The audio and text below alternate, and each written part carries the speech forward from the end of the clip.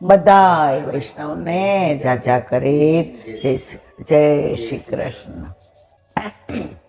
સત્સંગ આજે એક વાક્ય વાંચ્યું કે જેવી રીતે જીવવા માટે શ્વાસ લેવો જરૂરી છે, એવી રીતે સેવા ફલિત થાય એના માટે સત્સંગ જરૂરી છે. સત્સંગ ભીનો છે.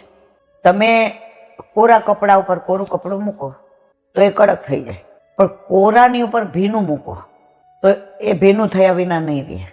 તો સત્સંગ વસ્તુ એવી છે, તમે મને કમને ઈચ્છાથી ના ઈચ્છાથી સાંભળો તો એ તમારા ઉપર અસર કર્યા વિના રહેતો નથી.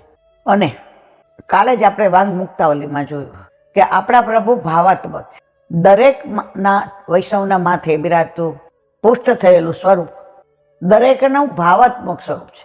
આજે મને મારા ઠાકોરજીમાં જે દર્શનનો ભાવ થતો હોય એ બીજા ના થતો હોય, બીજાને એના ઠાકોરજીમાં જે